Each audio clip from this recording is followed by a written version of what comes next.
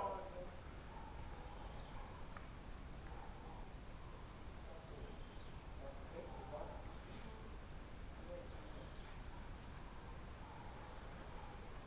Que mudança em mim fez o meu bom Jesus, vindo ele ao meu coração. Deu-me paz divinal, deu-me gozo e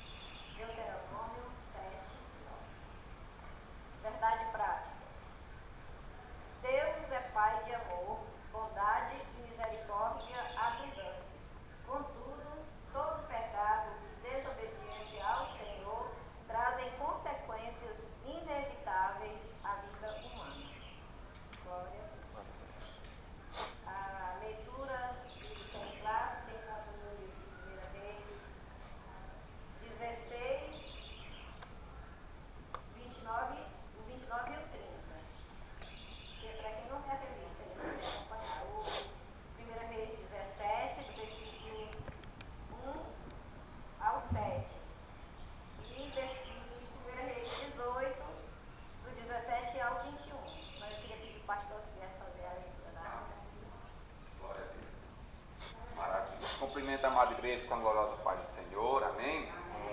Maravilhas nós estamos aqui nesse dia de domingo, nesta manhã tão maravilhosa. Vamos fazer o seguinte, tá, igreja? Ó, eu vou ler o capítulo 16 de 1 Reis sozinho. 1 Reis 17 é vocês, e o 1 Reis 18 sou eu, amém? Amém. Temos entendido? Amém. 1 Reis, capítulo 16, versículos 29 e 30. E Acabe, filho de Onri, começou a reinar sobre Israel no ano 38º de Asa, rei de Judá. E reinou Acabe, filho de Onri, sobre Israel em Samaria 22 anos. E fez Acabe, filho de Onri, o que era mal aos olhos do Senhor, mais do que todos os que foram antes dele. Então Elias, o tisbita dos moradores de Gileade, disse a Acabe: Vive o Senhor Deus de Israel, perante cuja face estou, que nesses anos nem orvalho nem chuva haverá segundo a minha palavra. Depois veio A ele a palavra do Senhor dizendo: Vai-te daqui e vira-te para o oriente, esconde-te junto ao ribeiro de Querite, que está diante do Jordão. E há de ser que beberás do orvalho, e eu tenho ordenado aos povos que ali te sustentam. Pois tu fez conforme a palavra do Senhor, porque foi e habitou junto ao ribeiro de Querite, que está diante do Jordão. E os corvos lhe traziam pão e carne pela manhã, como também pão e carne à noite, e bebia do ribeiro. E sucedeu que, passados dias, o ribeiro se secou, porque não tinha havido chuva na terra. 1 Reis, capítulo 18. E sucedeu que, vendo Acabe a Elias, disse-lhe Acabe: És tu o perturbador de Israel? Então disse ele: Eu não tenho perturbado a Israel, mas tu e a casa de teu pai, porque deixaste os mandamentos do Senhor e seguiste os Baalins. Agora, pois, envia, ajunta-me todo Israel no monte Carmelo, como também os 450 profetas de Baal e os 400 profetas de Azera, que come da mesa de Jezabel. Então enviou Acabe os mensageiros a todos os filhos de Israel e ajuntou o profeta no monte Carmelo. Então Elias se chegou a todo o povo e disse: Até quanto cocheareis entre dois pensamentos? Se o Senhor é Deus, seguiu, e se a Baal, seguiu. Porém o povo lhe respondeu nada. Igreja amada, louvado seja o nome do Senhor. Sabe as palavras do nosso querido e profeta. Ele dizendo: segundo a minha palavra. Por que segundo a sua palavra? Porque a primeira palavra é do Senhor. Amado Deus e querido Pai, te agradecemos, meu Senhor, por esta manhã tão maravilhosa, meu Pai. Toma o primeiro e último lugar, Senhor, desta escola, Senhor.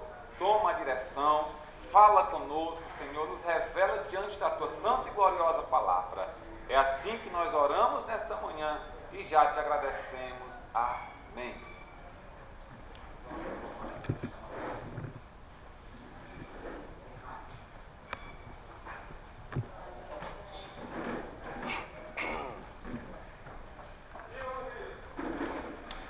Glória a Deus, louvado seja o nome de Jesus. Saúdo a amada igreja com a bendita e maravilhosa paz de nosso Senhor e Salvador Jesus Cristo. Amém. Ao que reina sobre os séculos dos séculos, Senhor de todas as coisas. Meus amados, hoje vamos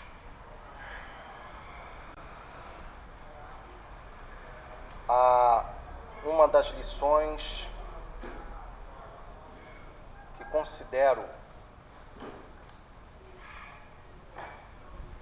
uma excelente lição de vida, principalmente no tempo no qual nós vivemos. Pessoas ambicionando poder político de maneira ao qual querem conduzir o povo ao erro.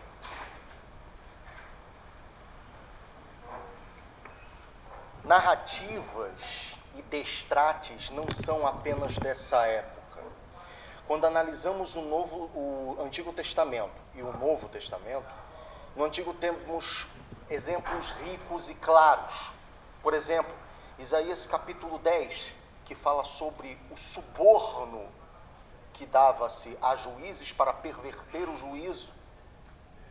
Abacuque, no capítulo 2, 3, que fala sobre a questão de que, do capítulo 1, sobre a violência. E Acabe, ele acaba caindo em uma narrativa em que o divino é manipulável, mas Elias diz que o divino é incorruptível. Mas assim, como assim, irmão? Está escrito isso no texto. Quando vamos analisar o contexto do que é, de fato, o governo de Acabe, ele trata a questão de que Baal deve substituir o Deus de Israel por, vamos dizer assim, ser um sistema melhor. É como nos tempos de hoje. Bom, o Deus judaico-cristão não tem relevância, porque na Europa o cristianismo está empobrecendo. Mas devemos nos lembrar uma coisa, uma ótima lembrança em que no momento de angústia de Elias ele teve. Ele disse: Senhor, eu estou só, tem ninguém em Israel que te defenda. Aí Deus disse assim: ei, não é bem assim, não é desse jeito. Existe 7.000 que não se dobraram diante de Baal. O que significa nos tempos de hoje? De que nós não apenas somos um remanescente fiel, mas quando pensarmos como Elias, veremos através dos olhos da fé de que realmente há o remanescente que não se encurvou diante desse sistema. E começando, queridos, pelo versículo de Deuteronômio 7:9. Saberás, pois, que o Senhor teu Deus é Deus, o Deus fiel que guarda o conserto e a misericórdia até 1000 gerações aos que o amam e guardam os seus mandamentos. Você sabe como se cumpriu isso antes da divisão do reino?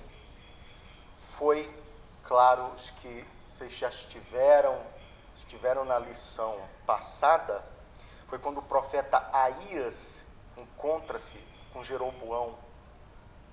Ele disse que não faria a divisão do reino agora, por amor ao seu servo Davi. Mas que Salomão, após a morte do filho de Davi, ele não chamou Salomão, ele disse que iria provocar essa divisão. Muito mais do que algo realmente como uma profecia, quando prestamos atenção, a gente vê uma sabedoria ainda mais profunda. A gente sabe que Deus, ele vê o coração do homem e sabe muito bem com quem está lidando. Tanto é que Jeroboão, ele deveria ser, Deus colocou essa chance na mão de Jeroboão, e ele desperdiçou, voltando-se para a idolatria após a divisão do reino. Por isso que construiu 2 bezerros de ouro e fez a abominação. Resultado: a Assíria veio sobre o norte, o conquistou e a Assíria acabou sendo conquistada pela Babilônia. E o último a cair foi Judá. Judá, só 2 reis fiéis, Josias e... glória a Deus, acabou. Enfim. Então, meus queridos, Judá estava numa situação idolátrica. O reino do norte já havia se entregado à idolatria. Judá também estava mais ou menos nessa situação que estava o norte. Cocheando entre 2 pensamentos. Ora, um pouquinho fiel a Deus, ora não era. Mas nesse jogo conseguiu durar mais tempo. Até que realmente a idolatria tomou conta de Israel e foi engolida pela Babilônia. Amém? Glória a Deus. Vamos começar. Introdução. Acabe foi um dos mais perversos reis de Israel. Durante seu reinado, ele permitiu que seus terríveis pecados o desviassem completamente dos mandamentos sagrados e do temor a Deus. Além da desobediência já instalada em seu coração, casou-se com a ímpia Jezabel, que o induziu aos caminhos de morte. Suas más ações provocaram uma grande seca em Israel, episódio que mais tarde o colocou frente a frente com o profeta Elias.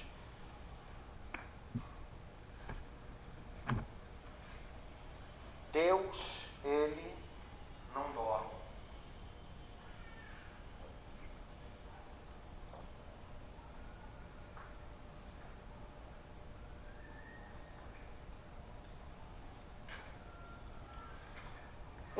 Uma das nossas características como ser humano é vermos o negativo. Não sei se vocês já passaram por isso, mas alguns dizem que o Deus do Antigo Testamento era cruel. Só que eles estão vendo apenas a parte do castigo. Eles não veem a parte da longanimidade de Deus e a esperança que o próprio Senhor tinha na humanidade de se arrependerem. Antes de enviar o dilúvio, quanto tempo se passou? Será que mais de 100 anos não é tempo suficiente para as gerações se converterem? Quanto tempo Israel, o reino do norte e o reino do sul tiveram para se arrepender dos seus pecados? Muito tempo. Quando Jesus ele fala, exorta a Pedro, quando Pedro pergunta: Senhor, quanto tem que perdoar o meu irmão? 7 vezes? Não, 70 vezes 7. Não é Deus perdoando para todo sempre, deixa. Não. Mas é Deus dando aquele espaço de tempo para que o homem se arrependa. Conforme também está em 1 Pedro capítulo 3. Que Deus ele espera que o homem ele se arrependa antes de executar o juízo. Não, meus queridos. Deus não é mau. É o ser humano que é ingrato. Pensando em outra coisa dentro desse contexto, é de que quando o profeta ele aparece, e quando vamos observar o contexto do Antigo Testamento, eles aparecem quando? Quando exatamente a idolatria do povo está tão acentuada, abraçando uma cultura autodestrutiva, de tal maneira que pessoas sofrem, morrem, seguem caminhos tortuosos e se instala o caos. Aí aparecem os profetas. Talvez alguém pergunte: mas afinal, por que Elias ele pôde dizer segundo a própria palavra dele para que não chovesse? Eu creio que a resposta seja mais simples do que nós pensamos. Algumas vezes Deus, ele deixa determinadas coisas em nossas mãos, porque sabe quem nós somos. Lembre-se da insegurança que teve Isaías. Ele, quando viu a glória de Deus, pensava que era o juízo divino. Ai de mim que vou perecendo. Por isso que ele falou a palavra perecendo. Ele pensava que era juízo divino, vinha contra ele. E quando Jeremias é chamado, Senhor, não me vi não, eu falo como uma criança. Bom, aí pressupõe-se que ele tem algum problema de fala. E lembrando Moisés, que também alegou isso, que tem uma língua pesada. Alguns teólogos dizem que ele tinha problema de gagueira. Aí por isso que colocava Arão para também falar por ele. Mas veja o seguinte: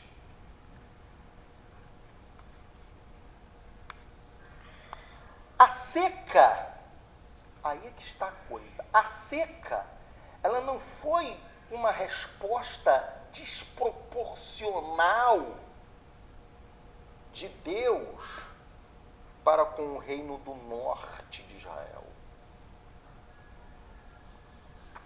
Foi algo que fez com que aquele povo ele começasse a refletir o que eles estavam fazendo da própria vida. Pensa um pouquinho. Não é a mania feia que todo ser humano tem, de que quando está tudo legal, está tudo bom, relaxa. Você sabe que quando Jesus ele falou da parábola dos maus lavradores, ou dos maus administradores, ele falava justamente isso. Deus dá o bom, do melhor, mas aí começam a beber, começam a espancar os empregados. E quando vem a cobrança para ter aquilo que é do dono da terra, espancavam, rasgavam, mandavam embora seminus aqueles que vinham representando o rei, aquele dono de terra. E o dono de terra pensou: vou enviar meu filho, porque assim eles vão respeitá-lo. E aí eles, ouvindo isso, vai enviar o filho dele. Se a gente matar o filho dele, quando esse velho fechar os olhos, a terra é nossa. Só que pegaram, mataram o filho, e aí esse rei disse: chega, acabou o limite. E veio grande destruição contra os maus administradores. É por isso que nós ouvimos, meus queridos, tanto escândalo por aí. O Evangelho de Cristo sendo blasfemado. Sabe por quê? Porque eu vou te dizer, nós, quando pegamos uma bênção de Deus, às vezes a gente não guarda, procurando guardar.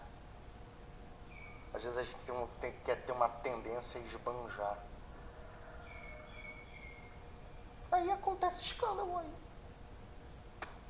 Aí tá vendo, aí tem gente ainda desaforada, né? Por isso que você é crente, você é o quê?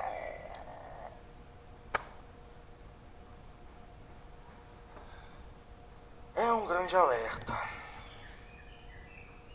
Aliás, não somente um grande alerta, mas quando a gente vai olhar a vida de Acabe, a gente também tem um outro pensamento. Cuidado com quem você se associa. E associa não é questão de casamento, não. É com as amizades que você faz. Ah, que nada, ah, que isso, ah, que aquilo. Não, vou não. Ah, então você está fora, ok. O ser humano, ele é um ser sociável. É por isso que temos igreja, né? No sentido em que Paulo ele diz para não deixarmos de nos congregar. Por quê? Porque somos seres sociais. Ah, mas Jesus disse para a gente orar, entrar, orar no quarto. Uma parte. Mas Jesus, ele era altamente sociável. Não é bater cartão espiritual e ir embora. Mas devemos o quê? Socializar. Quando Paulo ele fala em Gálatas, levai as cargas uns dos outros e cumprireis a lei de Cristo. É muito profundo isso. Porque na igreja existem dons, os dons que são talentos naturais conforme Romanos 12 e os sobrenaturais conforme 1 Coríntios capítulo 12. Porque é necessário. Pai do Senhor. A engrenagem, nós como engrenagem, vamos dizer assim, cada um funciona numa função. Por isso que Paulo ele fala acerca do corpo. O que é o corpo? O corpo são partes que são interdependentes. Ah, a mão se movimenta sem braço, o braço se movimenta sem tronco, o tronco se movimenta sem cabeça. Não. Quando você bate um mindinho do pé, como se o corpo todo ficasse doendo. É naquele tipo de hora que a gente precisa tomar cuidado para não esquecer o Novo Testamento e falar palavras nada ortodoxas. Glória a Deus. 1. O casamento de Acabe com Jezabel. Consequência de escolhas erradas. Eita. Acabe induziu o povo a se aprofundar no pecado da idolatria de maneira bem mais intensa que os reis que o antecederam. Além disso, cometeu o crasso erro de se casar com uma princesa do reino de Sidom, chamada Jezabel. Essa mulher era devota de Baal e Aserá, dois deuses adorados pelas nações vizinhas de Israel. Essa princesa dos Sidônios incitou tanto a maldade em Acabe que ele chegou ao ponto de se vender para fazer o que era mal aos olhos do Senhor. Veja bem.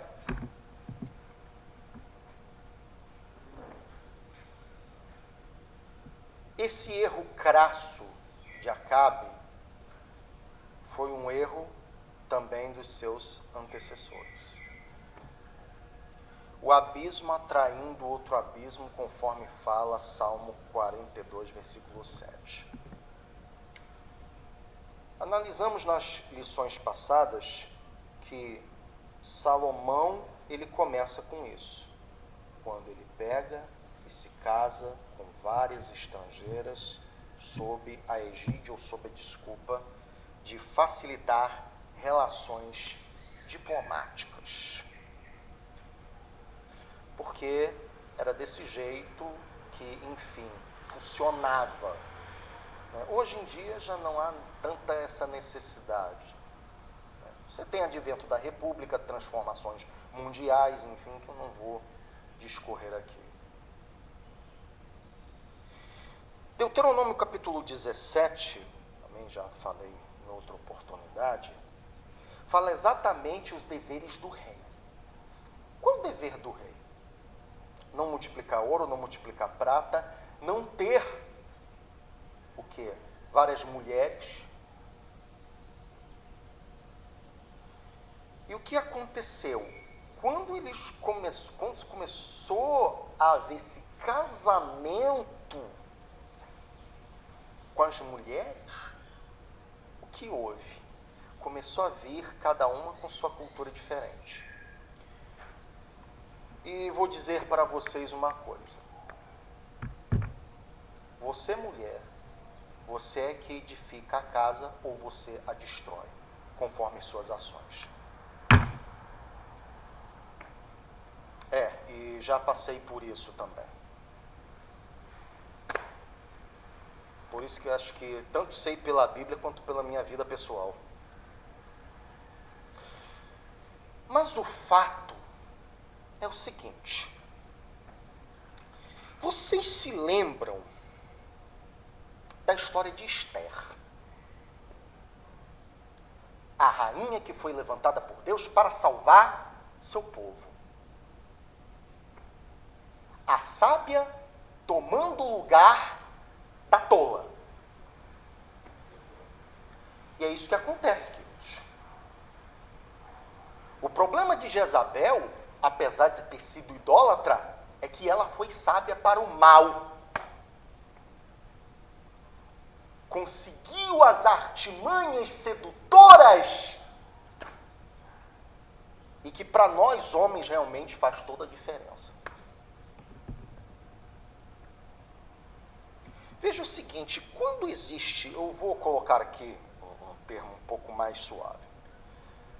Quando um casamento, a mulher é muito roda presa, né, vamos dizer assim, é muito, olha, pode ser num sentido de ser desinteressada ou no sentido de ser controladora. Ela acaba quebrando com toda a harmonia do lar, ou o homem vira um panaca, que se deixa ser um carpete, um capacho ou coisa assim, ou socorro, não aguento mais, vou embora, vou fugir para Miami. Agora, quando a mulher é sábia, deixa o homem com a consciência doendo, porque o homem fez coisa que não devia. Perdão, aquela cara de pastel sem azeitona. Perdão, querida.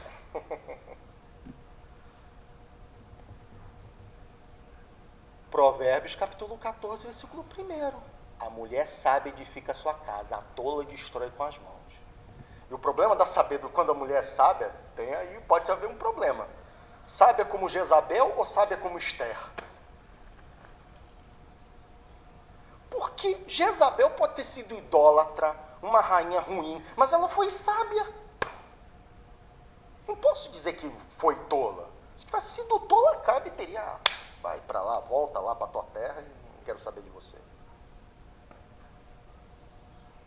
Queridas, é por isso que vocês, como mulheres, ou já casadas, ou que vão se casar, vocês vão ser o cerne do lar. Deixa de lavar uma louça e limpar a casa um dia para ver se não vira um caos a tua casa. E o homem lá entende cozinha? E o homem lá entende limpar a casa?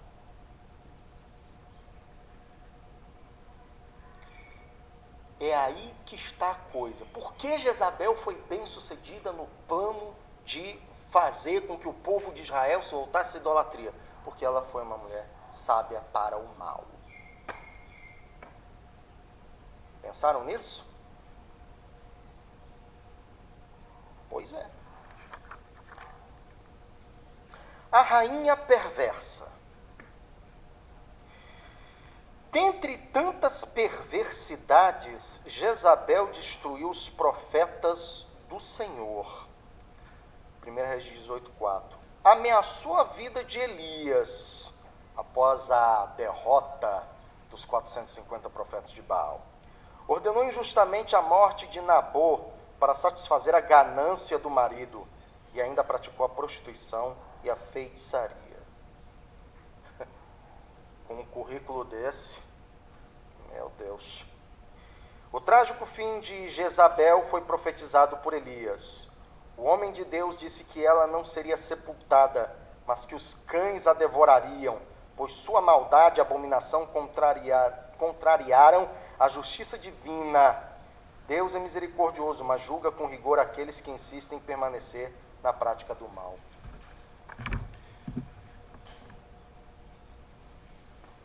Permita-me apenas, rapidamente, eu sei, acho que já contei essa história, mas não sei se alguém ouviu. Havia um homem,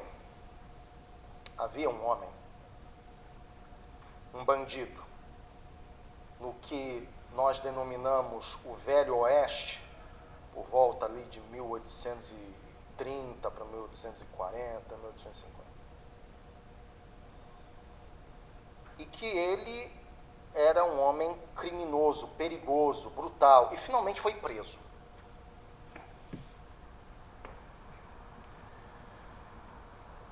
Mas aí chegou aos ouvidos do governador pessoas que ficavam falando: solta o bichinho é vítima da sociedade, essa coisa toda, né? Que a gente nunca ouve falar por aqui, né? Não existe por aqui isso. E aí o governador ficou curioso acerca daquele homem. Tá bom, vou lá. Ele escreveu uma carta de perdão dos crimes dele. Ele foi lá como um pastor, levou a Bíblia e disse: bom dia, tudo bem? Por favor, eu gostaria de falar com você. Eu vim entregar essa Bíblia. Dentro da Bíblia estava a carta de perdão governamental. Até hoje os governadores dos estados eles podem fazer isso. Rendeu perdão ao preso que vai ser executado por pena de morte. Um caso famoso mesmo atualmente foi aquele de Carla Tucker, em 1997. Houve uma apelação para que o então governador do Texas, que era exatamente o George Bush filho, a libertasse da prisão. Então ele chegou com aquele homem e disse: olha, eu vim entregar essa Bíblia, tudo bem, quero conversar com você.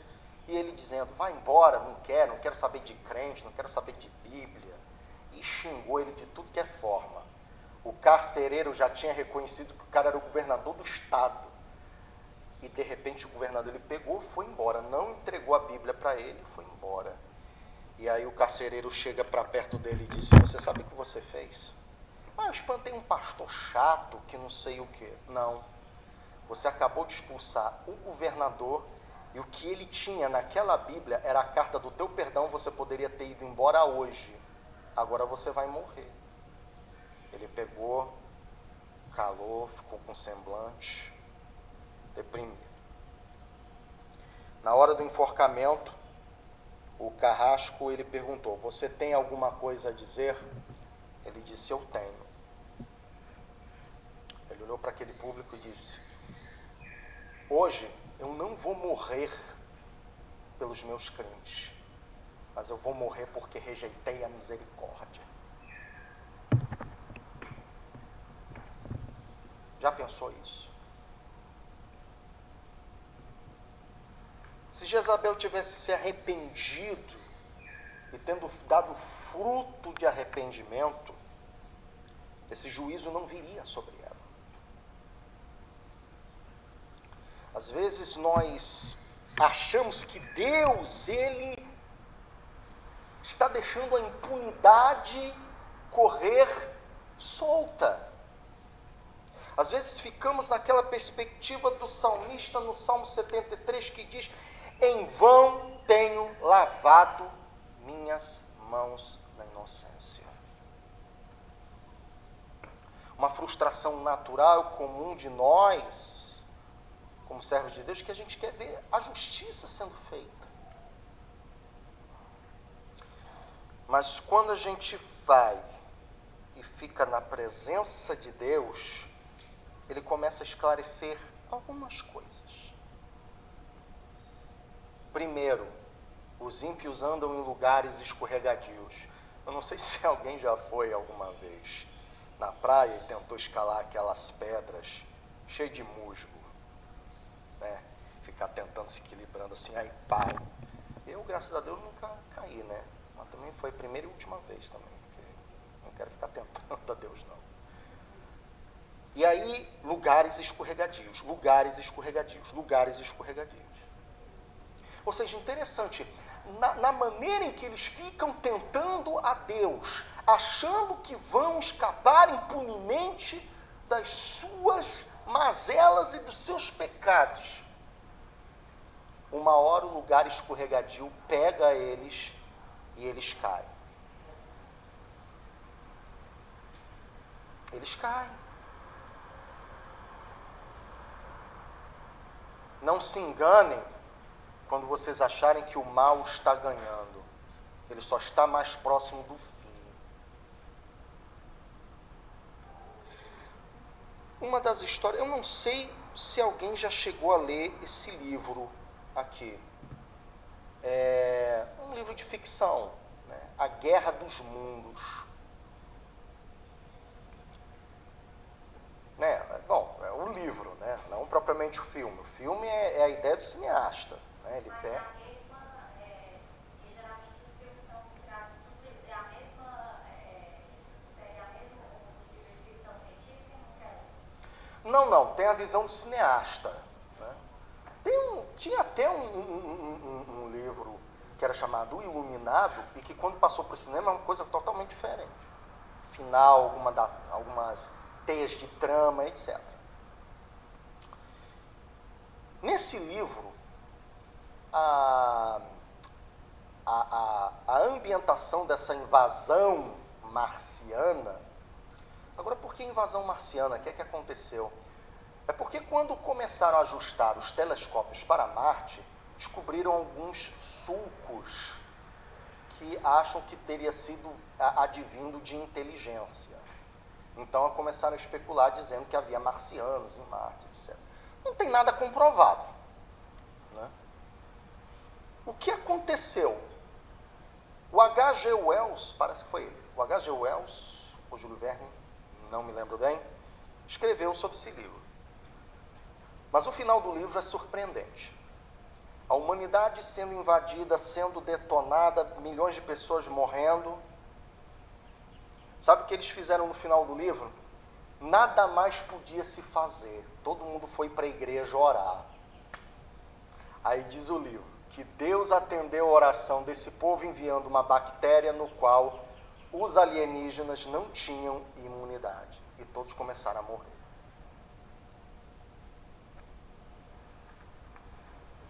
Bons tempos em que a Inglaterra respirava aquele ar cristão, inclusive na ficção. Mas desde o tempo dos Beatles, o pessoal, infelizmente, esfriou tanto. Tem ainda aquele remanescente, né? Mas... prosseguindo. 2. Elias prevê a grande seca. Glória a Deus. A intervenção divina, em razão de sua idolatria e atrocidades, Acabe é considerado o pior rei de todo Israel. 1 Reis 16:33. Por causa de seus atos perversos e pecaminosos, o profeta Elias, em obediência a Deus, confrontou esse rei e lhe deu a sentença de que não mais haveria chuva, a não ser pela palavra do profeta, dada por Deus. E com a seca veio a fome, porém nem mesmo diante de tal situação Acabe se arrependeu de seus pecados diante de Deus. O preço da obediência a Deus. O episódio da seca em Israel demonstra que todo homem e mulher de Deus precisa ter fé e coragem para enfrentar os resultados de sua obediência ao Senhor. No caso de Elias, ele teve de enfrentar dificuldades da falta d'água, do alimento e mais tarde fugir de Acabe e Jezabel, que o ameaçaram de morte.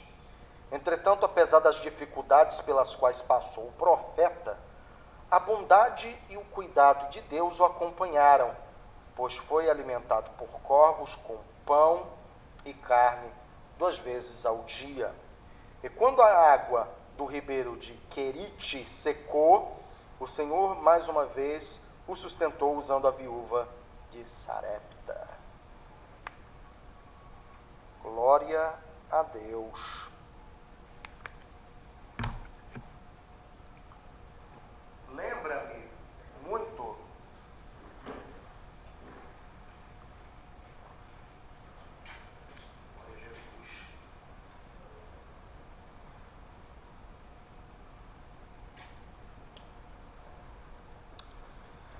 Lembra-me muito a passagem de Jeremias no capítulo 29,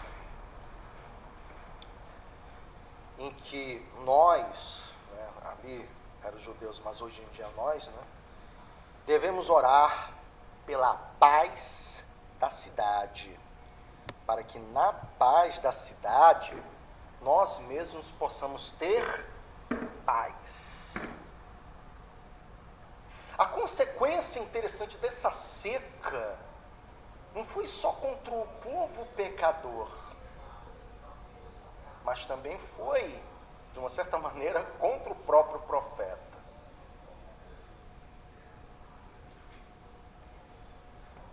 Algumas vezes, é claro que não é propriamente a questão de Elias, mas algo que a gente precisa se lembrar é do cuidado com que a gente fala.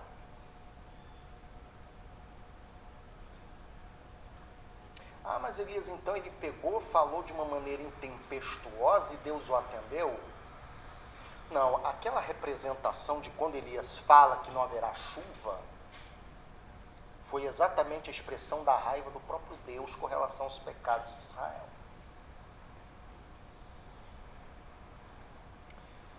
Mas a questão é que Elias enfrentou as mesmas dificuldades do povo. Mas Deus, no momento da dificuldade, Ele estende sua mão.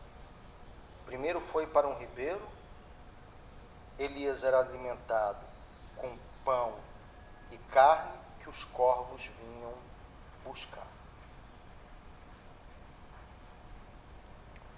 Depois de seco aquele ribeiro, ele vai para a casa de uma viúva em Sarepta. E todos sabem a história. Ela iria apenas fazer um último bolo, comer com ela e o filho e morrer dentro daquele contexto.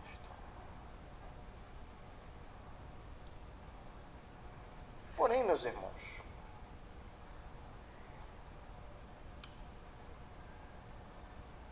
Elias, ele reconheceu a cada passo de seu ministério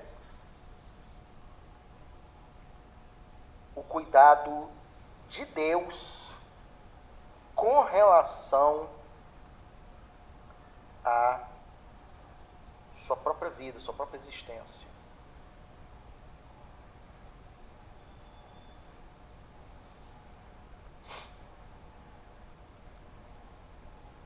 Na nossa vida de hoje, passamos por crises.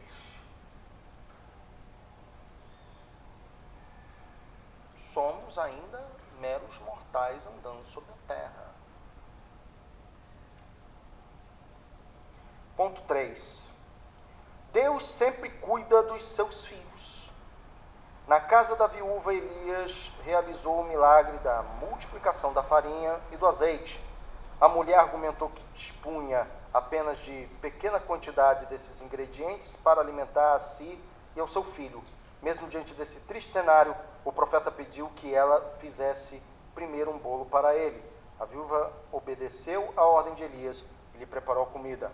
A partir daí, pela palavra do Senhor, nada faltou para aquela família até o fim da seca.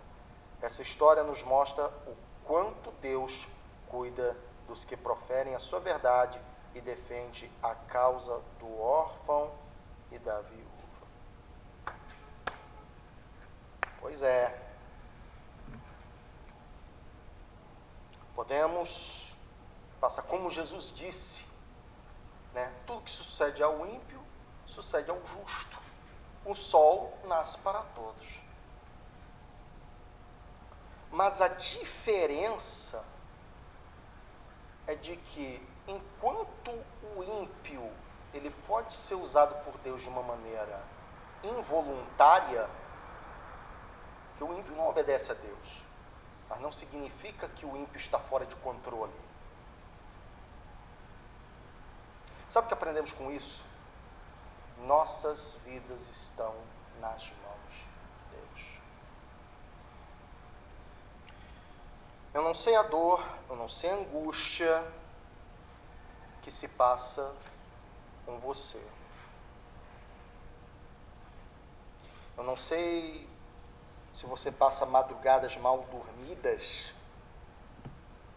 por causa de uma aflição. Mas o próprio Deus diz que está acompanhando você, contemplando tuas lágrimas, contemplando o teu clamor, o teu gemido, a tua dor.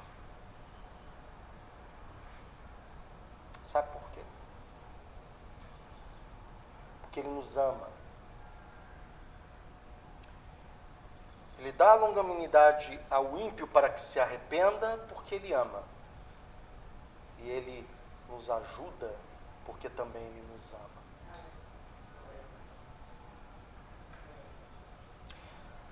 A escola de Deus, ela é uma das escolas mais difíceis que você pode encarar. Porque é uma escola que faz com que você aprenda no nível da alma, do corpo e do espírito. E quando Elias ele tem o alcance da parte do Senhor e ele entra na vida dessa viúva de Sarepta, ele entrou para ser bênção.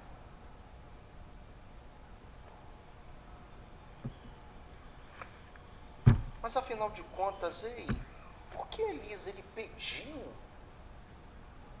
esse bolo da viúva de Sarepta? Não teria sido mais fácil Elias ter feito uma oração e ali a botija, o azeite começar a se encher?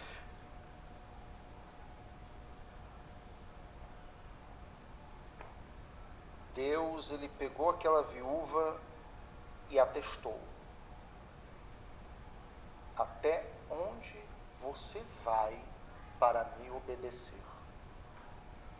Não, meus queridos, não é uma exploração religiosa ou pretexto para exploração religiosa. Deus simplesmente quer saber até onde você vai para me obedecer. Mesmo que você não entenda nada, mesmo que você fale aquelas palavras de Pedro e diz: Senhor, eu não estou entendendo nada, mas pela tua palavra eu vou. Aonde está a tua disposição para ir? Até onde você vai? É uma grande pergunta que eu, você, nós temos que encarar. Até onde nós iremos para obedecer uma ordem do Senhor?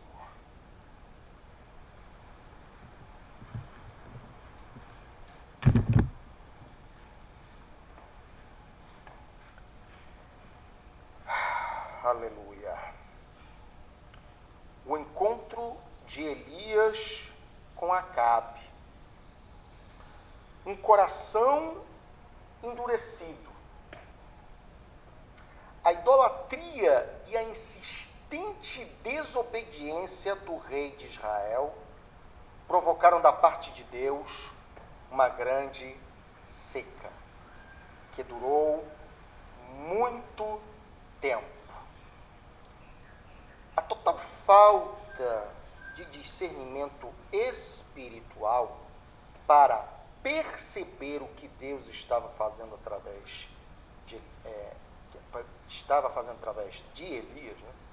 E a impossibilidade de se arrepender, mesmo com todas as evidências de que ele era culpado de todos os males que estavam acontecendo, fizeram com que consequências ainda mais graves viessem sobre a nação. A primeira palavra que o rei dirigiu a Elias foi de acusação. És tu o perturbador de Israel?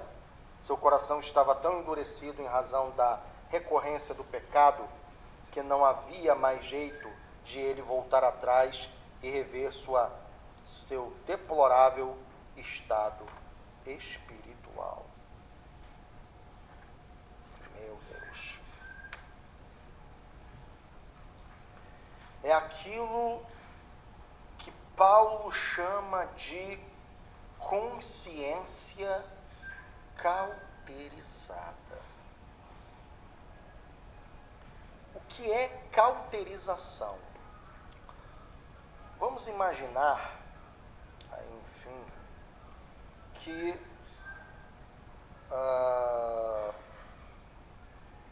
um ferro quente, um fator elétrico perfure a mão de alguém, ou qualquer lugar. Ali, literalmente, fica um buraco, queimado, de tal maneira que a dor é apenas inicial. Depois, quando começa a fustigar aquilo, não tem mais sensibilidade, não tem mais dor. E Acabe estava com a cabeça tão cauterizada que ele acusou Elias exatamente daquilo que realmente ele estava fazendo. E por quê?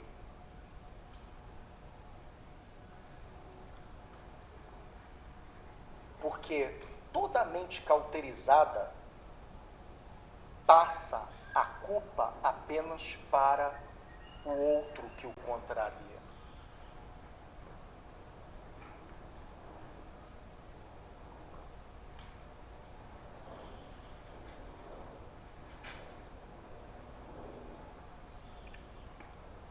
Por isso que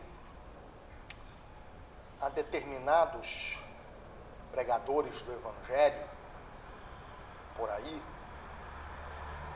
que começaram magnificamente o seu ministério e depois se tornaram prepotentes, orgulhosos, vangloriosos, que começam a fazer um culto à personalidade, em que a figura central não é mais Jesus, a figura central são eles próprios.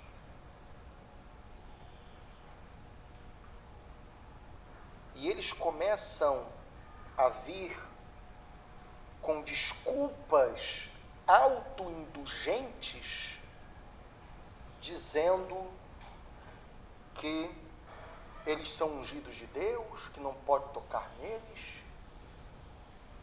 Vamos com calma. Vamos com calma.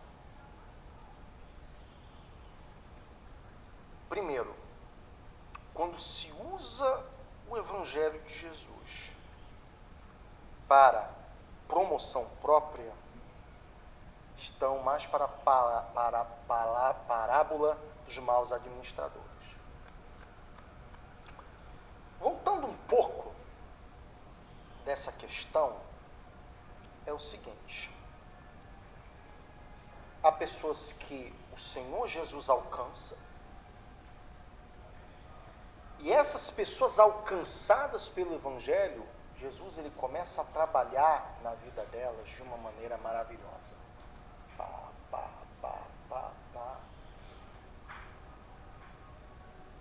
E ali Jesus começa a fazer com que, na medida que elas a busquem, essas pessoas o busquem, faz com que cada vez mais haja libertação, cura, haja cada vez mais um crescimento espiritual.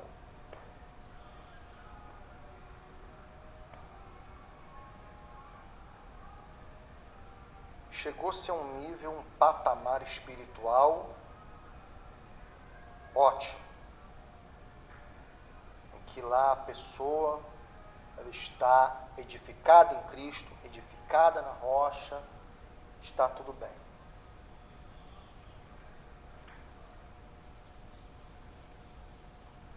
De repente, o que acontece?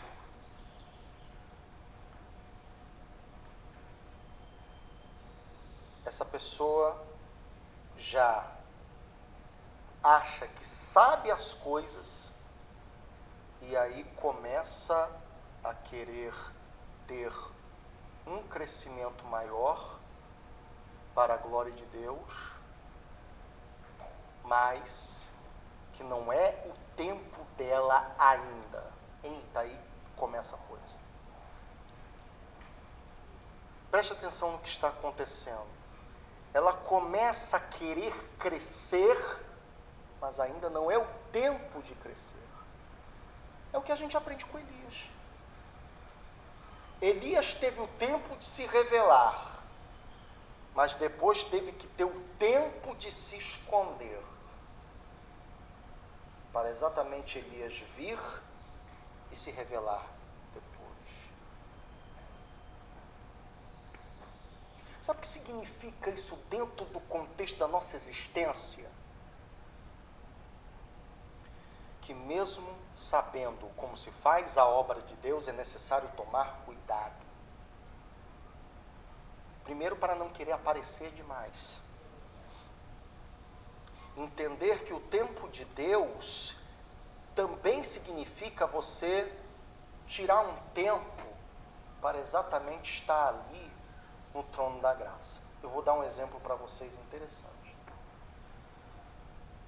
Havia um pregador itinerante, também ali por volta de 1800. Ali eu acho que já vai ser por volta de 1850, por ali assim. E que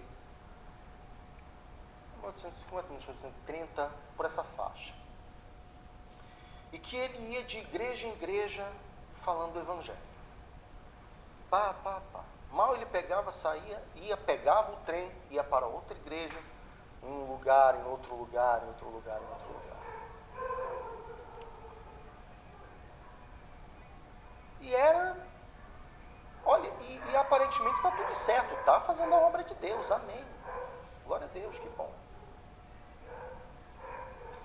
De repente, quando ele ia para outra congregação, ele pegou o trem, ia para outra congregação, de repente, sem a menor explicação, o trem para no cânion.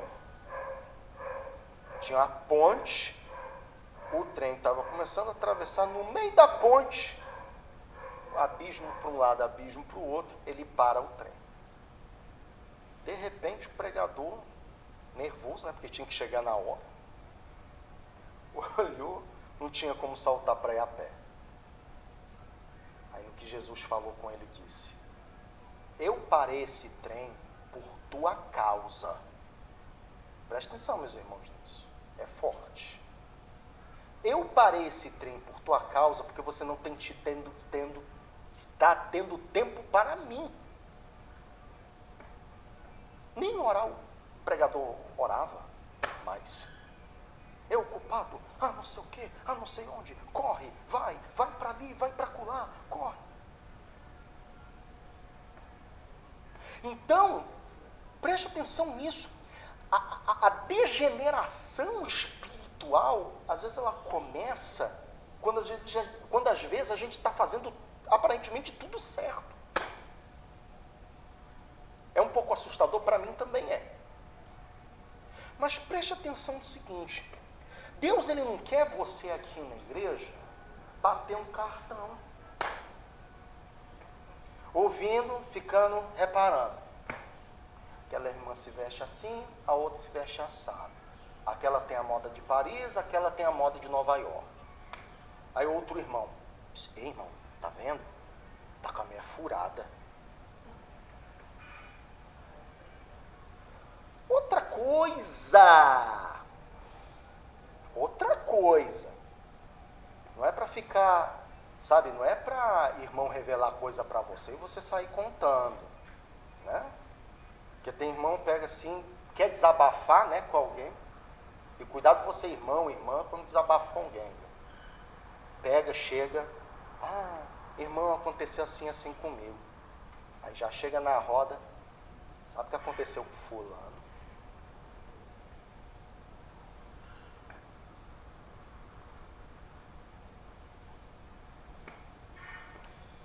Mas, meus queridos, não vamos ficar desanimados por isso. Porque há uma coisa que a gente precisa notar.